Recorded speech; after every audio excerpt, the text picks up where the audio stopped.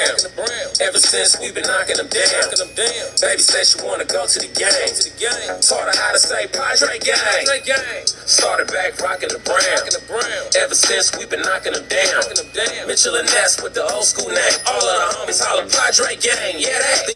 Good day, everybody. Welcome to episode 197 of the Talking Friars podcast and YouTube show. I'm your host, Ben Fadden, here today with a special guest, Paul Reindl. He's been on the show once before. He was on here last year. This is Ben Woods, producer. I really appreciate your time, man. Yeah, how's it going, Ben? Thanks for having me back on, man. Doing well. All right, so before we get started, this episode is brought to you by GAGLIONE Bros, famous cheesesteaks and garlic fries, located inside Petco Park during the Padres season and in Mission Gorge and Point Loma. Those are their two locations outside Petco. You can visit gaglionebros.com to view their entire menu. Their phone numbers are there, their addresses, all that good stuff. All right, so we'll talk about Ben Woods in a little bit, but obviously want to talk about the Padres first. A rough, really sloppy loss last night, to say the least. And this I thought this was going to be a an easy question to start off with, but there's obviously recency bias. So, to start off, are you happy or disappointed with the team right now as we're more than halfway through the season? Yeah, I mean, you nailed it. Obviously, recency bias is going to make you feel upset. Yeah, we talk about it every morning, and I think it's weird because like Ben Higgins would tell you, look, like I know this last couple weeks has really sucked, but the team's still like well above 500, and you haven't had Tatis, blah blah blah blah blah. For me, I feel like I know it's not a good answer. I feel like I'm right in the middle because yes, that's all true. Like the team is absolutely a playoff contender, and I think they've exceeded expectations in the first half of the year. They're definitely well above 500. They've done it all without Fernando Tatis Jr. However, despite all that, I feel like most of the players are not playing up to their potential, or even like their averages, like where they should be. I think the pitching has been great, at least the starting pitching. The bullpen's been pretty suspect for really most of the year. The starting pitching has been great, and I think that's what's carried throughout most of this first half. We had the occasional game where like the offense would blow up for like 14 runs. We're like, this is awesome, but those were so few and far between that Manny has had a great first half. I'm pretty sure he's playing pretty banged up right now. Like he just doesn't. I mean, he hit a bomb the other night, but he still just doesn't quite feel like he's totally 100%. And then other than that, like Hosmer got off to a hot start in April. He's completely cooled off. Besides those two guys, I mean, Cronenworth's had a couple of weeks where he was looking pretty good. Ha-Seong Kim's been all right. Profar, I think, is probably like he's been giving you really good at bats in the leadoff spot, but then now he's out for a few more days. So I just feel like in general, the team hasn't quite lived up to where they should be. Despite all that, though, they're still, 11 games over 500 at this point. They don't have Tatis yet, but I just think that there's a lot of help and a lot of glaring holes that still need to be addressed for this team to go to the next level. Yeah, and you talk about us being in a good spot. Like, whenever, I'm tweeting out highlights during games and all that, and it's like, what is Grisham doing, last night when he drops it? Or the Ruiz or the Voit base running mistakes, or Taylor Rogers blowing, or giving up runs, and they win by 1 run instead of like 3 the other night. So, I'm disappointed in that. But then you look at the record, and it's like, there's still 11 games over 500. You got to realize that we're without Fernando, no Profar right now, right? They've been out Pomerantz, who's probably their 8th inning guy. Robert Suarez now to the 60-day IL. Like, there's a lot of, they've been without Bob Melvin for a little bit at times during this year, Ryan Christensen, and had Ryan Flaherty in there. Like, they've had some weird circumstances, and there's still 11 games over 500, still in the playoffs right now. And I know that this last month, it's not been great, but I still try to keep that, that positive glass half full Ben Higgins perspective is what I like to say about this team. Now, going a little bit not glass half full, with the Voit Ruiz stuff yesterday, obviously Voit tagging up on a fly ball to left when he shouldn't have. and then Ruiz trying to steal third with 2 outs. It was in the same inning. What base running decision was worse for you? Like, I've seen people have different viewpoints on that. Um, I first off, I was like, okay, this Voit decision, like, you're not fast at all. It's too left field. You're already in scoring position. But then Ruiz, it's like you ran through a red light. You know, they gave you the red light, and great. You looked at the scouting report and you saw what you saw. But at the end of the day, you didn't obey, the coaching staff. So what's worse for you? I mean, they're both really not great. They're both pretty bad. I think I would probably, if I had to choose, I'd say Ruiz, just because making the third out at third base, right, like I hate it so much. It is like elementary level. Like, dude, you do not do that. And then you find out that he ran through the red light, or not ran through the red light, but missed the sign or whatever, chose to ignore it. And that factors in. But, you're like, oh, he's a rookie. I don't know. First game, jitters, like maybe just, I don't know. I have no idea. But that was like, that's a pretty basic, like high school level thing. Like you don't do that because there's two. So what happens if even if he steals, he still needs a base hit to score. Like, I guess he could a walk if the bases wouldn't be loaded, it was second and third. So like you would still need a base hit. A fly ball wouldn't help you in that case in scoring on a sac fly because there's 2 outs. So if you're that fast that you could think you can steal third, then guess what? You're going to score from second on that base hit. So I didn't understand it. Voigt's was also completely inexplainable. I mean, the difference between the two is Voit is a veteran, absolutely know better. Ruiz, while it was his first game in the major league, he still should know better because, I mean, they were teaching that in Little League. But I guess I'd go with Ruiz, but just for it being the third out. But they were both just – it was, like, so frustrating to watch that inning. Yes, very. When we talk about this team and the holes and all that, obviously offense is – I feel like it's going to be the first thing that's brought up.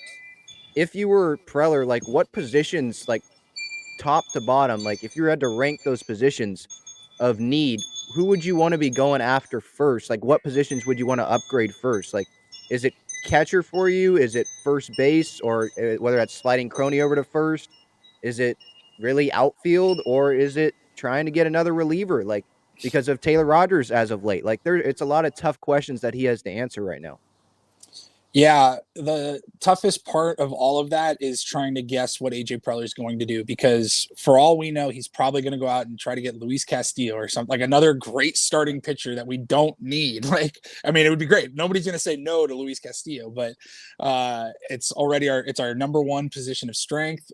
And yet, last year Cronenworth was an all-star. What did he do? He went and got the other second base all-star. Like, it just, you have no idea what he's going to do. If it were me, though, I think, catching is definitely a weakness right now. I love Jorge Alfaro. I don't know that he's like your everyday catcher, even for this year, let alone for the future. The organization does seem really high on Luis Campusano still. So while he could be a trade piece, like, I imagine that they think he could also be the catcher of the future. So that's going to be super high on the list. I see like Josh Bell's name out there. I mean, 3 like legitimate only first basemen on the roster is like, I don't know how they can do that unless they're going to move Hosmer or Voit. I mean, I know they got the spot, but if you put Josh Bell every day at first, then you're just straight up platooning and only platooning Voit and Hosmer, which I understand there's definitely an argument for that based on how they've played this year, but that just feels like you have 3 big boys that can play one position on your roster. That I don't know if that makes a ton of sense. I think the biggest area of need is probably going to be, an outfield bat that can help both offensively and defensively. And then it may not be like the biggest name, but I would imagine they're gonna probably bring in some help for the bullpen, because even though you do have like Pomeranz and Pierce Johnson, I think, coming back relatively soon, like, the bullpen could still use some help. The guys, I mean, Luis Garcia, for me, he doesn't pass the eye test right now. we know what Tim Hill is. We know what Craig Stammen is. Like, Mm.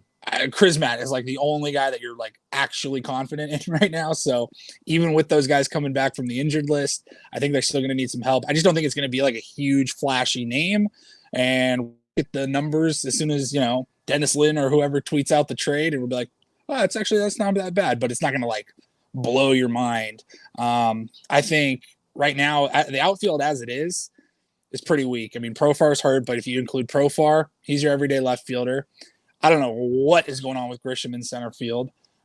He is just playing like a guy that is completely lost. I don't know that Ruiz is going to fill in and be your everyday center fielder. Mazzara, I like what I've seen a lot out of him in right field. You got Will Myers coming back. He wasn't really giving you anything before he got hurt. I don't know if he's going to bounce back and give us like that crazy like 3-week stretch that we know Will can do. But he's also a free agent after this year. So I think they need some help in the outfield for sure. I don't know what their plan is for Tatis. Honestly, I know we love to argue and pretend on social media that we know, oh, he's definitely going to be the shortstop, or put him in the outfield. We have no idea what the organization wants to do with him. For all we know, he's going to be the center fielder, and they're not even really thinking about it. You know what I mean? Like, they're not thinking about bringing in anybody else. They're like, oh, Tatis will be back in a few weeks. He's going to be in the outfield the rest of the time. So we'll go Profar, Tatis, Mazzara, or something like that. But definitely got to bolster the offense, and I think an outfield bat is probably the best help the team could get right now. Mm-hmm. How do you think, like, because we always, you know, we can say Brian Reynolds or Josh Bell or whatever name you want to bring up, but how hard do you think it's going to be for AJ to make any significant, like, additions to this lineup or even this team? Because from what we know, they're like $1 million and a half away from the 230 luxury tax number. And we know with AJ and his draft picks, you go over that again for this second straight year. That takes away a good amount of draft picks and high up draft picks. Like, I think second round, I think, is one of them. So how hard is it going to be? Because, you know, you have to, if you're going to make a significant addition, you got to clear salary some way. You know, Lamet, Hosmer, Myers, Stammen, Kim, Pomerantz. I mean, those are some names that come to mind. Do teams like that? Do teams like those players? Like, you got it. It's two the tango, you know? Right. It's hard. Exactly. That's the thing. Those are the names that would help clear some salary, but what do any of those names do for another team? Not much. Right. The problem that you're going to have to do is you're going to have to, you know, hey, you can have Bobby Barrels and Luis Camposano, but you also have to take Hosmer. Like, I don't know. He's going to have to really pull something out of his hat in that sense. I honestly, like, I try to stay away. I know it's a huge issue, the CBT, the luxury tax. I try to stay away from it because it just causes me. I don't like salary caps and luxury taxes and all that in sports. It's so complicated. I don't know what money actually goes towards it and what doesn't. I do know that if you're going to go over it, like, you might as well go over it, because if you go over it by $1,000 or $10 million, the penalties are the same. Yeah. Go over it for Daniel Hudson like last year. Like, that. Come on. Yeah. You got to go way over it. Yeah. Right. Exactly.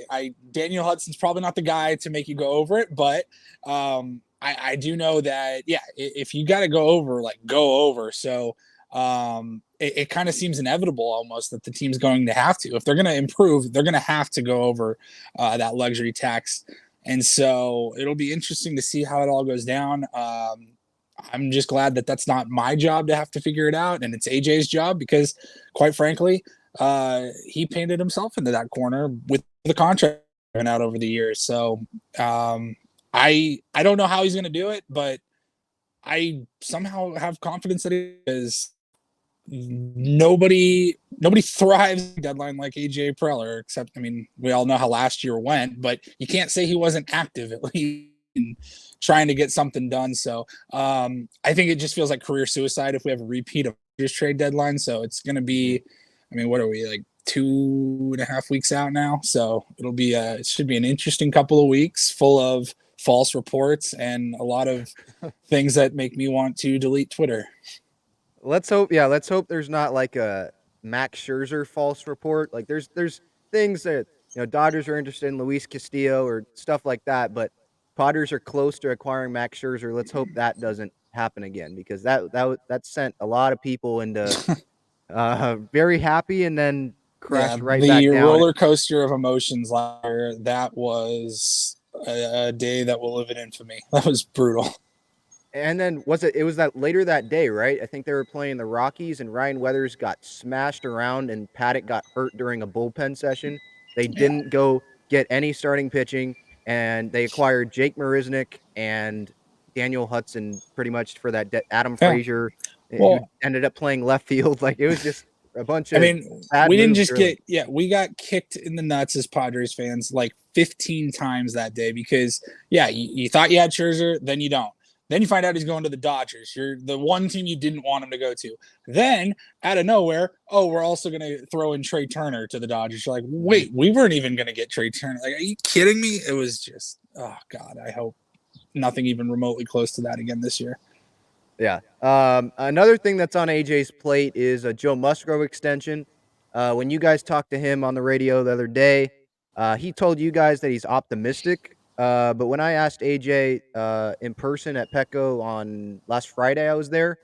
I was asking him about it, and his response to me when I asked if there was progress, he said, I'm talking to his agent." Like, it didn't feel that optimistic. So where do you kind of stand on your confidence level, in this getting done? I'm pretty confident that it will get done, and I think there's been reports. There was a report like I think as early as like a week ago that the talks had fizzled, and Mhm. Joe pretty much said, just what today's Wednesday, Monday, 2 days ago, like no, like we're still working through it, and I just I don't expect him to take a hometown discount, nor should he. Um, the guy is ready to like set up his family for generations, with this next contract. I don't know. It's hard to say where it's going to be because I think some teams would absolutely overpay for Joe Musgrove. Um, he is arguably our ace, which means that for half the teams in baseball, or maybe even more than half, he would be their number one ace, and he's worth $25 to $30 million a year for them. Do I really deep down think that Joe Musgrove's a $30 million a year pitcher? Not really. I don't know that he's quite there. He's trending. He's gotten better every single year, sure. But I just don't know that he's quite at that elite of the elite level. But the market is what the market is, and for out there in a contract year and have the year that he's having so far, it's been great. I would hope that they get something done. I think he got it's like a week or something after the end of the World Series before 5 days? the free 5 days, I 5 days, think? yeah, something like that. So whenever I don't wait till that long, but I really hope it doesn't get to free agency because then I would be worried, whether it's a team in your division like the Giants, God forbid the Dodgers, a team like the Yankees where money's not an option. You never know what can happen at that point. But I think he wants to be here and not just on a hometown discount. He's rooted here. He wants to be here. I think ownership and the team want him to be here. He told us several months ago, once we got to the season, he didn't want to really deal with all those conversations anymore. And I totally get that and I respect that. So I think he's just letting his agent and AJ kind of checking in on each other, not forgetting about each other. But I don't think there's super intense talks right now. And I think that's totally okay. Let him focus on pitching and let the agents and the executives handle all that stuff. I do think it'll get done. Yeah, I still think it's gonna get done. But if you let it get to free agency, that's the key, because we saw with the Yankees. I know Garrett Cole's a great pitcher, but I think he's not worth 30. What was it, 34 million or something every year that they're giving that guy. Like, the back Yeah. end of that contract is gonna be absolutely ridiculous for them, I think. Well, that's just how it is Um, these days. You're not, if Joe, I would want Joe for 6 years right. because he'll be 35, I think, when that contract ends. The problem is he deserves, based on how baseball contracts work, a 7 or 8 year deal. And yeah, he's not going to be worth $30+ million in those last couple of years. He's going to be older and just way more mileage at that point. But that's just how, look at like Albert Pujols' contract with the Angels or Robinson Cano. Like, you're paying them for what they've done up to that point and what you think they're going to do, but not for the entire contract. So, we'll see what happens. If the Yankees were to come in and be like, here, $200 million, it's like, well, see you later, Joe. Like, it was fun. Right. Yeah. All right. Getting back to this current team, there's been some guys that have performed, I think, really well this year. Profar, Manny, Musgrove, obviously, Darvish most of the time. Who do you think needs to step up most going forward from now till the rest of the year? I mean, because there's a lot of guys we could start naming off, and as of late, Rogers and then Voit, Hosmer, Grisham, like there's a lot of names. Who would you point to? I mean, yeah, you said it. It'd be a lot quicker to just name the guys that don't need to step up. Right. I've always liked Snell. I like what I've seen out of Snell for the last few starts.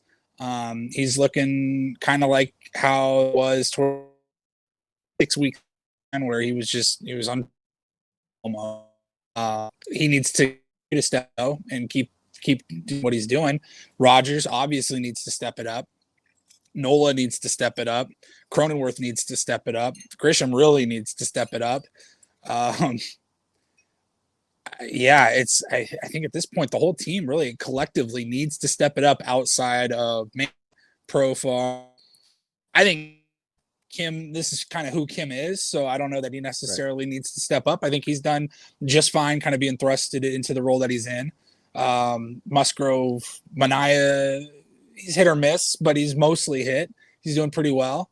Clevenger's looked pretty good the last few outings. He's had he gives you like 4 great innings, and then like that 5th or 6th inning is just kind of where he's been hitting the Spirals wall. quickly. Yeah, it does. So I guess he could step up in that regard, but really the entire starting pitching, Mackenzie Gore needs to get back to where he was at the beginning of the year, but that's a rookie. That stuff's going to happen. So really everybody kind of needs to step up. I know it's a boring answer, but it's true. Yeah. And last one about the Padres, and we'll get to Ben Woods. There's some people, I know Twitter is obviously very reactionary to anything. And there's a lot of people that are, doom right now. They're Padres don't think they're going to make the playoffs. We are a long way away till I think that. They're 11 games over 500. Like, I think we can relax with that. Where do you stand on that and the whole wild card picture right now? Because I think the division's out the window until they start playing better. Yeah, it's crazy because my answer could really change in a couple of weeks once we get through the trade deadline. We'll see what they do. But I think assuming and expecting that they will make improvements, some significant improvements at the trade deadline. I still think the team's a playoff contender and should be a playoff team. Division is starting to slip away, and that by the time you get to the division or the trade deadline, the division could maybe already be out of reach. That's fine. That's what the wild card spots are there for. But I do think this team will figure it out. I just think that having Bob Melvin is super important. I don't think he's going to let it get to the depths that we saw it get to last year. But he can only so much. Bob Melvin playing right field, getting caught stealing at third and the plate. So the play will have to step. I do think that the right managers in play, significant movement will happen over the next weeks. All that happens, I'm definitely confident this team should be in the playoffs. If they go out, another Jake Marisnick at the trade deadline and all that, then Right. Yeah. All right. Let's get to Ben and Woods. There's a couple moments that whenever I talk about them or thinking about them or listen to the audio clips, I always laugh about it. We'll get to that. I did want to ask first off about Bennett, who you had in studio last week, right? As the winner of the Ben and Woods, I think, auction to co-host. How cool is that for you guys to have him in there? It was a lot of fun. So his dad, Chris, was the one, and he's a teacher. So our golf tournament was back in November of last year, and he won the auction. And COVID protocols, I don't even think we were allowed in the building. And then things started to open up a little bit more, but he was in school teaching, so he wanted to wait until the summer. So it just kept getting pushed and pushed. And so finally he reached back out. He goes, "Hey, does this day work?" I said, "Totally." He goes, "Hey, is it cool if my son comes in with me? Like, he just wants to sit there and watch." I'm like, "Yeah, sure, no problem." And then, they walk in at 5:30 that morning, and Beckett was just the coolest little kid. And he told us he wants to be a broadcaster when he grows up. And, I think they both thought they were just going to be kind of observing, but we're like, no. Like, it wasn't sit in studio for a day. The auction was co-host for a day. So I gave them our rundown, and I'd be like, "Hey, you're picking the next song, and hey, why don't you read that liner for us," and stuff like that. So they think that they got way more than they were expecting. We just wanted to make them feel like, part of the team and something that we do every day. But yeah, Beckett, he stole the show, man. I mean, I looked at a lot of our comments on our show that day, and people were just like absolutely raving about him. He was so sharp. He had like strong baseball takes for a 10-year-old, and his musical knowledge was like blew me away. Like, we told him, so we do like our daily ditty every morning, right, and the theme has been, it's each letter of the alphabet right now. So it was letter P. And I said, "Hey, Beckett, you got the daily ditty. You got like 15 minutes to think about it. Don't worry, no rush. And don't even worry about the theme, whatever song you want." He's 10 years old. And he goes, "I want to do the theme. I'm like, "Okay, cool." And he goes, "Let's do, I don't remember the name of the song." He goes, "Let's do this one by The Police." Like, "All right, done." And then he goes, wait. No. That was Sting, not The Police. I'm like, "How do you know, like, members of these bands from the 80s? Like, you are so sharp." And then he was like, "Hey, can Ben read raps?" I was like, "Of course we'll make Ben read raps. Why not? You like hip hop? You pick the song." And he goes, "All right, how about Straight Outta Compton by NWA?" And I'm just like, "Oh, this kid is he's awesome." So yeah, it was a ton of fun getting to meet him and his dad, and having them in studio with us, and just trying to shake things up a little bit. Yeah. And then one of your guests every week, Adam Jones. From what I've seen, everyone has loved it. What do you love so much about Adam, coming on the show? For me, it's definitely his authenticity. It just feels different than a normal, guest. Sure. We have a few weeklies right now during baseball season. Jesse Agler on Tuesdays, Yep. Eno Saris on Wednesdays, or on Thursdays, Adam Jones on Wednesdays, our Friar Friday, stuff like that. What none of them really have in common with Adam Jones is they were players, and we talk to former players all the time. We don't talk to a ton of former players who were playing like professional baseball as recently as last year. Like, he's recently removed from the game. You think of a guy like Mark Grant, played the game, knows a ton about baseball, more than I will ever know, right? But he hasn't played in 25, 30 years or whatever it's been. Like, it's a different game now. And that doesn't mean like he can't comment on the game. Of course he can. He is well earned that right. But Adam Jones, like, he knows all these guys that we're asking him about, like, personally, and he played with them. And then he's also not like, he's not a broadcaster, you know what I mean?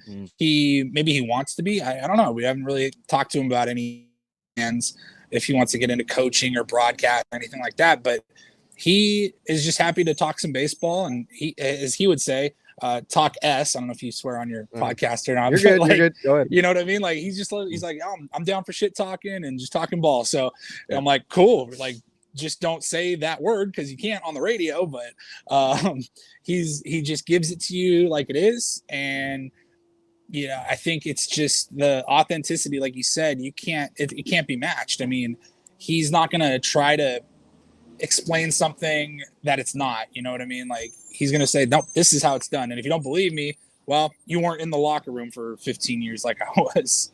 Right. Exactly. Yeah. All right. Get into the two sound bites that I was referencing earlier. First one's Pound Town. Second one is when you slowed down Jesse to make it sound like he was drunk. Let's get to the Pound Town one. I'll play it first. I'm good playing it. You're good with me Yeah. playing it? Go Okay. for it. Just to set that up, and then I'll have a follow-up question for that. So here is that read. I tried, and I love I was pound like cake. convulsing earlier this morning writing that out. my soul left my body when he said it, and he said Pound Town, and you know how hard it was? This hour of Ben Woods brought to you by Pound Town. Head on over to Pound Town in Mission Valley today. He has put it in front of me. I anchorman it. I read it for Pound Town. Pound Town. Give it my best read. That's what I did. I'm sorry. You are. If I've offended anyone, I apologize. It's really Woods and Paul's fault. I'm dying. I just read what's in front of me. Ron Burgundy got canceled too. I mean, he was just reading what was in front of him. Go F yourself, San Diego. All right, so that was that. Let me ask, how did that originate? I believe on the golf course. Just tell me the background of how that went. Well, we've pranked Ben a few times. Look, you heard all the Anchorman references. He is Ron Burgundy. Like, the guy is super polished, and he just kind of gets in the zone. Like, he has like tunnel vision where he's like, I got to read these liners. I got to do this at this time. I have to do this at this time. And like, that's Ben. And so, the first one we did was a couple of years ago. He had to read the name of a caller or a listener. And he goes, if you hear your name, you have 10 minutes to call and you're qualified for some prize. And Woods came up with the idea of putting the name as Dixie Normus. Dixie Normus. And of course, Ben is just so locked in reading the liner. It's all a blur to him. He doesn't even think about it. He just reads it. And he had no idea what was going on until we were just like convulsing laughter, and we just like couldn't control ourselves. So it had been a while since we had done that. And then, I think me and Woods were out on the golf course, and we were just trying to think of like how to like shake something up and just change the vibe. It gets, while we have different things to talk about every day, like it does sometimes feel like you're doing the same thing every day. Like, oh, we're doing daily 620. We're doing take on Woods at 710. We have don't do this at 720. Like, it just kind of feels like you're doing the same thing. So you want to shake it up just a little bit. And we were like, what if we come up, because I think we had mentioned Pound Town or something like in the last couple of weeks before that. So like it was kind of fresh in our mind. We're like, how can we like work that in and prank Ben? We're like, we'll just make up a fake restaurant or like a fake client. And so it was like, we have like 10 different people right now that like this hour of Ben and Woods is sponsored by this segment is sponsored by them. So we can just slip it in there. And sure enough, he read it. The difference was with Dixie Normus, we couldn't control it. We just laughed right out loud. And as soon as he was like, oh, you guys, he did the liner right as our outro music was playing. And after the liner, I believe he goes, all right. And so, head on out to Pound Town. Call them today. Let's get a check of traffic with Kelly Danick, and just went to break. And we didn't say a word. We just wanted to see the reaction on Twitter. And sure enough, after the delay and all that, everyone starts hearing it. And it's just like our Twitter was like bing, bing, bing, bing, bing, bing, bing, bing. Like people were going nuts. Ben still is oblivious to it. And then we are just like crying, laughing. So we come back from break. I played it back for him and he goes, oh, like, and then he realized what we did. So it was one of my favorite moments we've ever had on the show. Yeah. I bet. I have that shirt, by the way. Another one was the Jesse Agler. What made you think of slowing down this? Answer that after I play the audio. But this was Jesse Agler just playing a call. It was after the Padre Dodger series at Petco earlier this year. So here is that for the audience. No balls and a strike on the left hand hitting Gavin Lux. And this pitch is hit in the air to left field. That'll chase Profar back. Still going back. He's got room. And Jerkson there to make the catch. Taylor's tagging second to third. Here's the throw, the tag. He is out at third. Profar threw him out. Oh, man, yes. He put down the tag, and oh boy, what a mistake by Chris Taylor. Unbelievable. The I oh boy, honestly, the oh I boy is completely what forgot gets about me. that. I had Yeah, completely forgotten about that. so go ahead. Say Um, how you thought of that and the that background.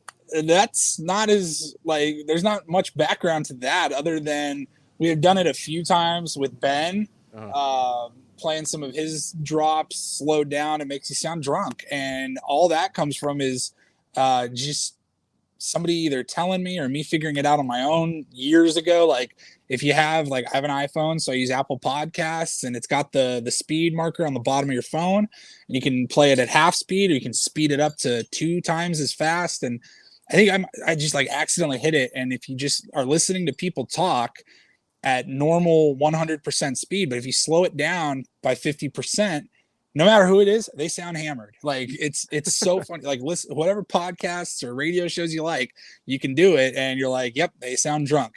It is super funny, and so we started doing it with Ben a little bit here and there. It's not something we do often, and then I don't remember if something happened in the game that like maybe we were like, oh, I mean, could you blame Jesse? Like, did you see how the Padres lost in the 9th inning? Like, I'd be drinking too, or maybe it was something like that. But yeah, it was just funny to mess with that slowing it down. It kills me every time. Yeah. All right. So it was last week, I believe, where Baseball Nick, love that guy. He brought in that glove, or he mailed that glove to you guys. Yeah. That glove is sick. Where is Yeah. that? Is it in the studio or someone took it? You or Woodsy got it, or who? What happened there? I left it with Woods because he actually has like a little office space at home where he can put all that stuff. We don't have like our own office at our building, and we didn't really want to leave it in the studio just because of how cool it is. We're like, I don't want somebody else, playing around with it or messing with it, or God forbid somebody walked in and took it. I don't know. So we were just like, as you said, Woods, you take it for now, and figure it out later.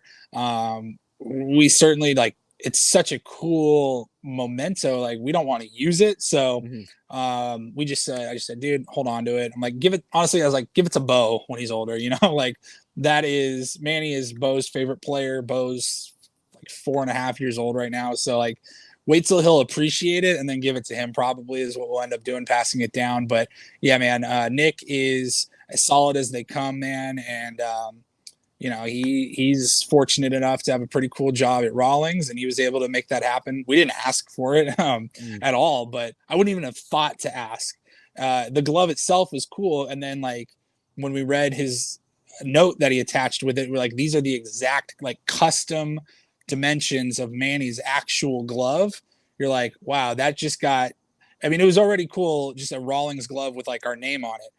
10 times cooler once we find out it's like Manny's custom glove, like it was a really cool gift. And yeah, totally appreciate Nick for doing that.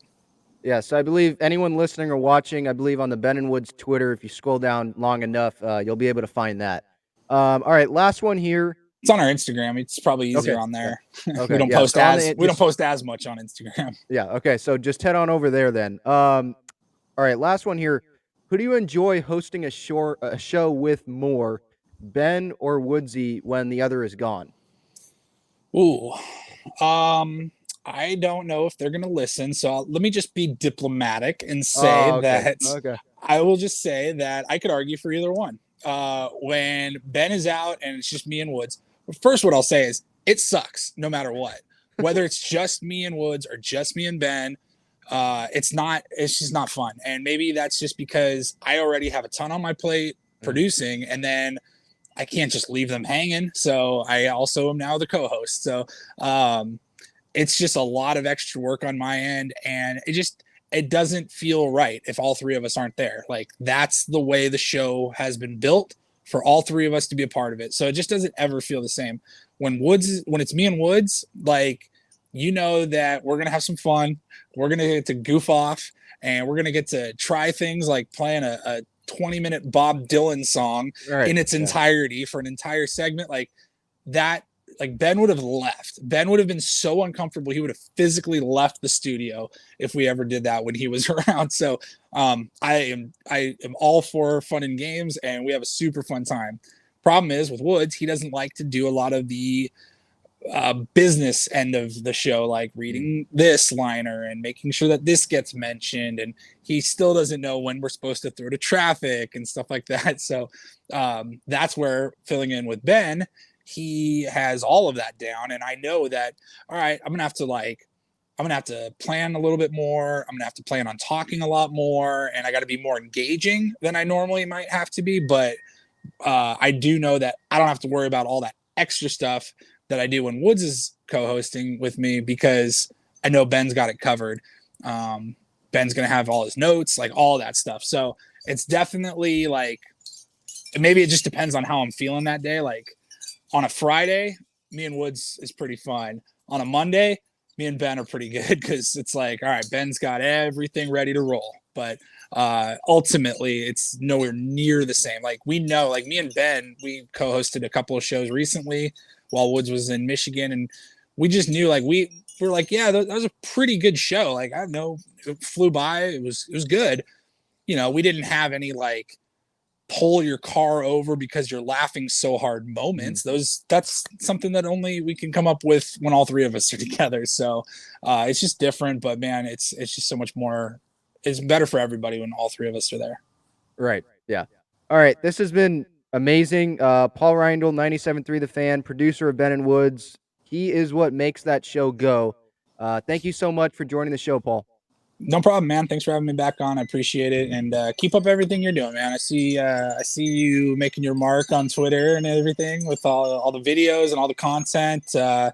You know, I don't have it in me to like sit there. It's hard enough for me to like watch the games without wanting to pull my hair out, and I can't even think about like rolling, like recording on every moment of the game and getting it out there, especially as fast as you do, because then you got like 10 other people that are trying to do the same thing, trying to build a little brand. I respect the hell out of it.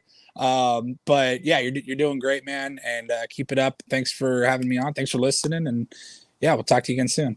Really, really appreciate it. All right, everyone, this has been episode 197 of the Talking Friars podcast and YouTube show, brought to you by GAGLIONE Bros, famous cheesesteaks and garlic fries. Everyone, go Padres. I'll be back for the pregame show later today, and hopefully they can get this series win in Colorado. All right, see you, everybody.